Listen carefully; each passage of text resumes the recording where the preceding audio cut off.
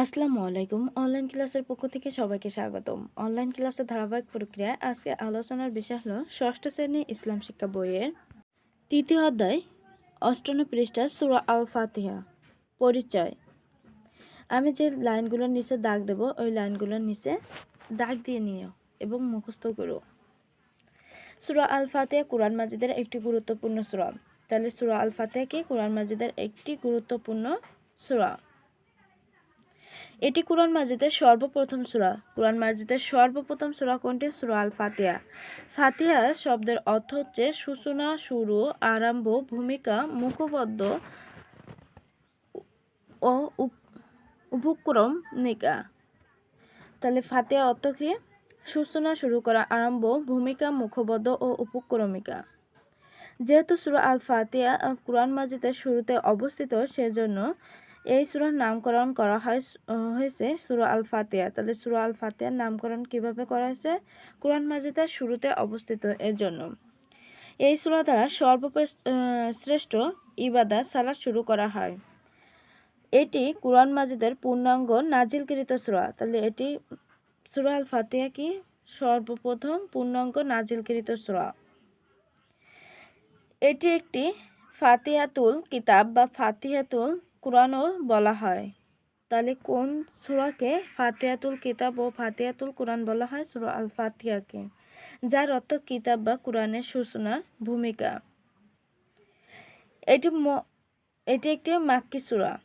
তাহলে সূরা ফাতিহা কোথায় অবস্থিত হয়? মক্কায়।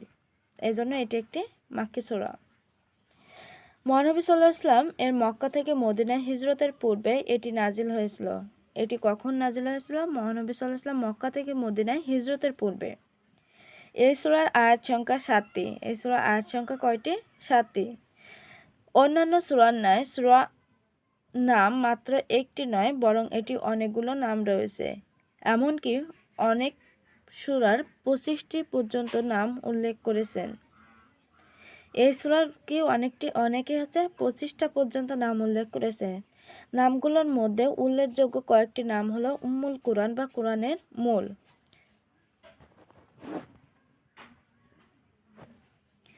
আরবিতে উম্ম শব্দের অর্থ হচ্ছে মা বা মূল। আরবিতে উম্ম শব্দের অর্থ কি? মা বা মূল। এই সূরাটির ভিতরে সমগ্র কুরআনের মূল আলোচনা সংক্ষেপে বিধৃত হয়ে আছে, বিধায় এটিকে উম্মুল কুরআন বলা হয়। তাহলে সূরা আল ফাতিহাকে উম্মুল কুরআন বলা হয় কেন? এই সূরাটির ভিতরে সমগ্র কুরআনের মূল আলোচনার সাপেক্ষে বিধৃত হয়েছে, বিধায় এটিকে উম্মুল কুরআন বলা হয়। সূরাতুল হাম, প্রশংসার সূরা। এই সূরায় মহান আল্লাহর উচ্চ প্রশংসা করা হয়। মহান আল্লাহর কি করা হয়? উচ্চ প্রশংসা করা হয়, সেজন্য এর নাম সূরাতুল হাম রাখা হয়। তাহলে সূরাতুল হাম কাকে বলে? এই সূরায় মহান আল্লাহ তাআলার উচ্চ প্রশংসা করা হয়, সেজন্য একে সূরাতুল হাম বলা হয়। সূরাতুস সালাত, নামাজের সূরা। প্রত্যেক সালাতের সূরা পাঠ করা অপরিহার্য। এটি ব্যতীত ছাড়া সালাত বিশুদ্ধ হয় না। তাহলে কোনটি ছাড়া সালাত বিশুদ্ধ হয় না? সূরা আল ফাতিহা। এটিকে সূরাতুস সালাত বলা হয়। সূরাতুশ শুকর, কৃতজ্ঞতা প্রকাশের সূরা। এই সূরার মাধ্যমে মহান আল্লাহ তাআলা অসীম অনুগ্রহ ও দয়া কৃতজ্ঞ প্রকাশ করে, তাই এটি সূরাতুশ শুকর বলা হয়। তাহলে একে সূরাতুশ শুকর বলা হয় কেন? এই সূরার মাধ্যমে মহান আল্লাহ তাআলার অসীম অনুগ্রহ, দয়া, কৃতজ্ঞতা প্রকাশ করে, তাই এটিকে সূরাতুস শুকর বলা হয়। সূরাতুদ দোয়া, দোয়া ও প্রার্থনার মূলক সূরা। এই সূরার মাধ্যমে মহান আল্লাহর নিকট প্রার্থনা করা হয়, এজন্য সূরার আরেক নাম সূরাতুদ দোয়া। আসাসুল কুরআন, কুরআনের ভিত্তি। সমগ্র কুরআনের যে পরিপূর্ণ জীবন বিধান উপস্থাপন করা হয়েছে, তার ভিত্তি স্থাপিত হয়েছে এই সূরার বর্ণিত কয়েকটি বাণীর উপর। তাই এটিকে আসাসুল কুরআন বা কুরআনের ভিত্তি বলা হয়।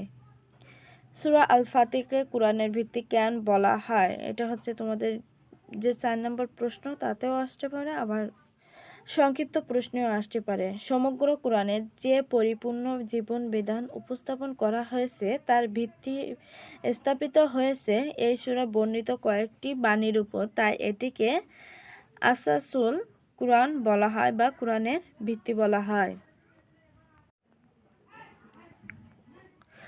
সূরাতুশ শিফা, রোগ মুক্তির সূরা। এই সূরার প্রভাবে আধ্যাত্মিক ও দৈহিক রোগ থেকে মুক্তি লাভ করা যায়, তাই এর নামকরণ করা হয়।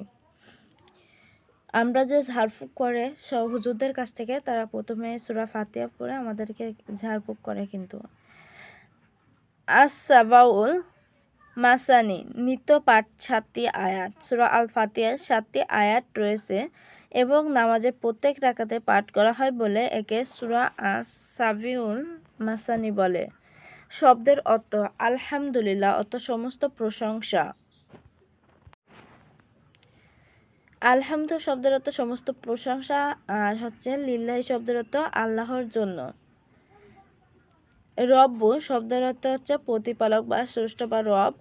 তারপর হচ্ছে আলামিন শব্দের অর্থ জগৎসমূহ বা সৃষ্টি জগৎ।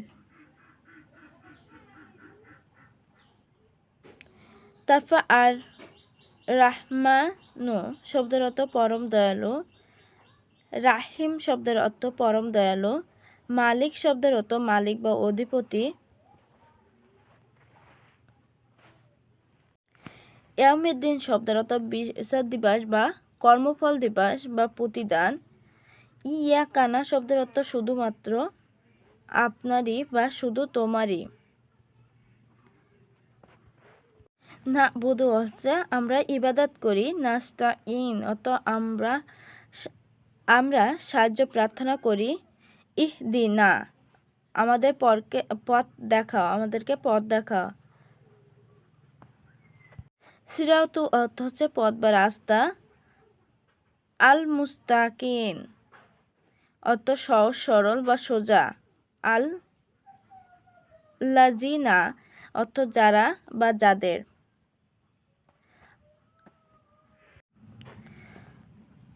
আংতা শব্দের অর্থ তুমি অনুগ্রহ করেছো।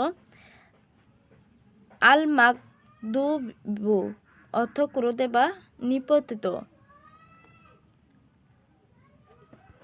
অলিনত পথভ্রষ্ট। বিসমিল্লাহির রহমানির রহিম, পরম দয়ালু আল্লাহর নামে শুরু করছি। আলহামদুলিল্লাহি রাব্বিল আলামিন, সকল প্রশংসা জগৎসমূহের প্রতিপালক আল্লাহরই। আর রহমানির রহিম, যিনি পরম দয়াময় ও পরম দয়ালু। মালিক ইয়াউমিদ্দিন, যিনি বিচার দিনের মালিক। ইয়াকা না'বুদু ওয়া ইয়াকা নাস্তাইন, আমরা শুধু তোমারই ইবাদত করি, শুধু তোমারই সাহায্য প্রার্থনা করি। ইহদিনাস সিরাতাল মুস্তাকিম, আমাদের সরল পথ প্রদর্শন করো। সিরাতাল লাযিনা আন'আমতা আলাইহিম, তাদের পথ যাদের প্রতি তুমি অনুগ্রহ করেছো। গায়রিল মাগদুবি আলাইহিম ওয়ালাদ-দাল্লিন,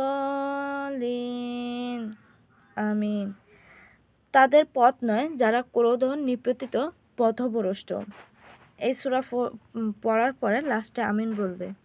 ব্যাখ্যা, কুরআন মাজিদের সবচেয়ে বরকতপূর্ণ সূরা হচ্ছে সূরা আল ফাতিহা। তাহলে কুরআন মাজিদের সবচেয়ে গুরুত্বপূর্ণ বরকতপূর্ণ সূরা কোনটি? সূরা আল ফাতিহা। এই সূরার সমগ্র কুরআন সারমর্ম সংক্ষিপ্তভাবে বলে দেওয়া হয়েছে। তাহলে কোন সূরায় কুরআন মাজিদের সারমর্ম সংক্ষিপ্ত ভাবে বর্ণনা দেওয়া হয়েছে?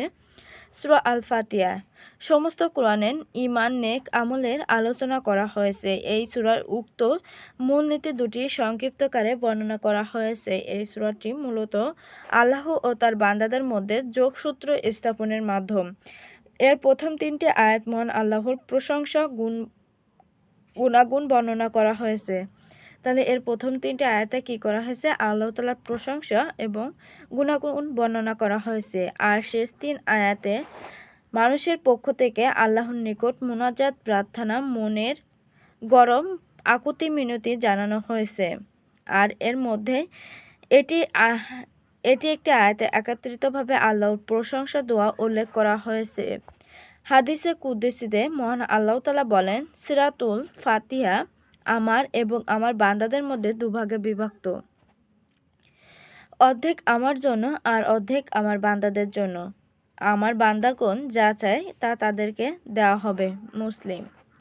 মহান আল্লাহ তাআলা আমাদের সৃষ্টিকর্তা, পালনকর্তা ও রিজিকদাতা। তিনি সারা জাহানের মালিক।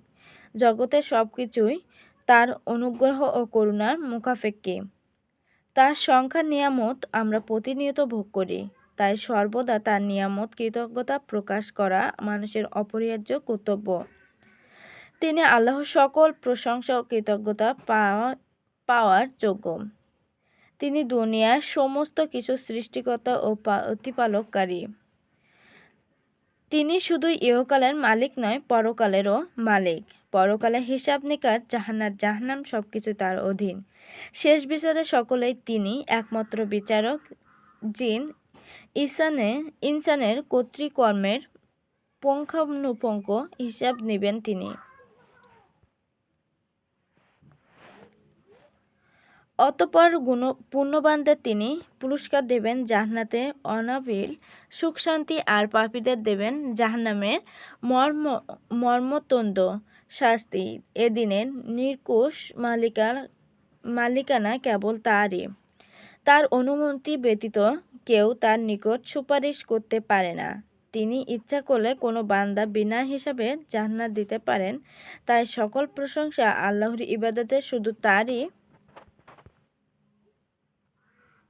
প্রাপ্য, এতে তার সমকক্ষ কেউ নেই। সূরা আল ফাতিহা প্রথম 3টি আয়াত মহান আল্লাহ তাআলার অসীম কুদরত ও একচ্ছন্ন ক্ষমতার বিবরণ দেওয়া হয়েছে।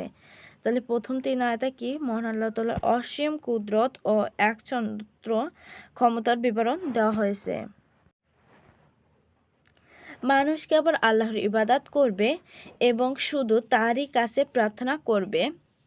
এ সকল ব্যাপারে শুধু তারই ওপর ভরসা করবে, তিনি ব্যতীত অন্য কোনো সাহায্যকারী নেই। এসব কথা বলা হয়েছে সূরাটির মধ্যবর্তী আয়াতে। মানুষ পৃথিবীতে মহান আল্লাহর সৃষ্টি। মানুষের ভালো মন্দ তারই হাতে। কিসে মানুষ মঙ্গল, কল্যাণ এবং কিসে অকল্যাণ হবে তা একমাত্র আল্লাহ তাআলাই জানেন। সত্য, ন্যায়, হিদায়াতের প্রশ্নর কথাটি তা শুধু তিনিই জানেন। তিনি সত্য ও সঠিক পথের মালিক।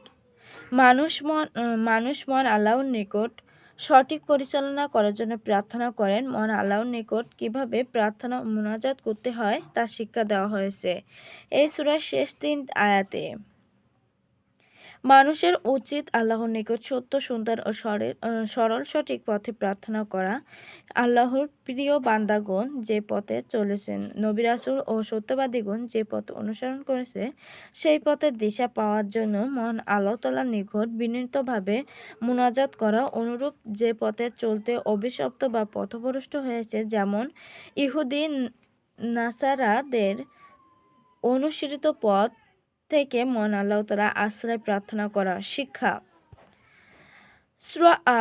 সূরা ফাতিহা মহান আল্লাহ তাআলার সাথে বান্দার নিবিড় সম্পর্ক স্থাপনের মাধ্যম।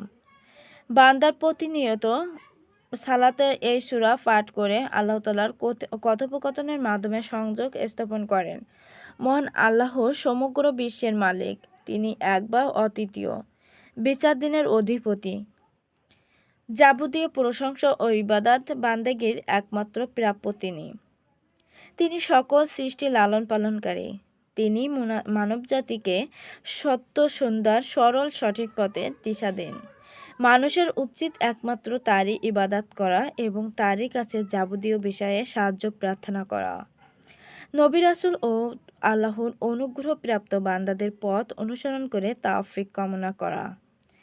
আর পথভ্রষ্ট ও অভিশপ্ত ইহুদিদের, নাসারদের পথ থেকে আশ্রয় প্রার্থনা করা। তো আজ এই পর্যন্ত।